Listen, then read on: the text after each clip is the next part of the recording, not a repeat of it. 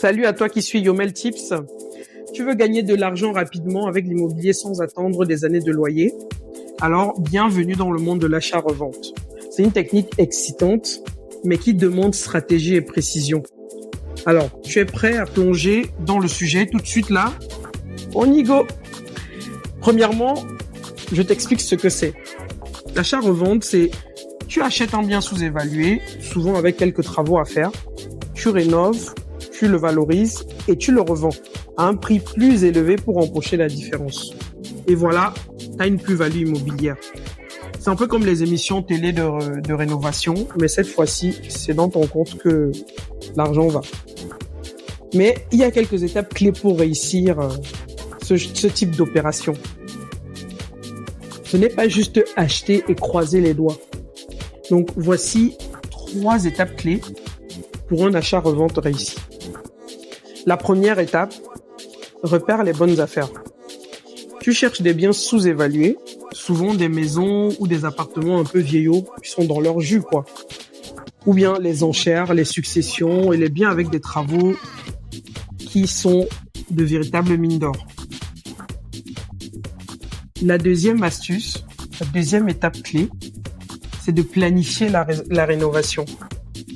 Ne fais pas une piscine olympique, Concentre-toi sur des améliorations qui augmentent directement la valeur du bien. Par exemple, une nouvelle cuisine, de la peinture ou l'optimisation des espaces. La troisième étape clé, c'est de fixer le bon prix de revente. Analyse le marché local et reste compétitif pour revendre rapidement et maximiser ta plus-value. Ensuite, là, je vais t'expliquer les avantages et les inconvénients parce que bien évidemment, dans toute chose, il y a toujours un bon côté et un côté un peu moins sympa. Le premier avantage, c'est que tu as des gains rapides. Ça, c'est évident. Contrairement à l'investissement locatif, tu ne dépends pas de loyer mensuel. Le deuxième gros avantage, c'est qu'il y a un effet de levier. Grâce à ton crédit, tu peux investir avec peu d'apport. Mais attention au risque. Comme je disais, il y a toujours une partie moins sympa. Si tu sous-estimes les coûts de travaux ou les délais, ça peut vite devenir un casse-tête financier. Et n'oublie pas les taxes, comme la plus-value immobilière qui peut grignoter ton bénéfice, par exemple. Voilà en résumé l'achat-revente. C'est comme un sprint dans l'immobilier. C'est rapide, c'est rentable, mais c'est exigeant. J'espère que tu es prêt à devenir le roi de la rénovation.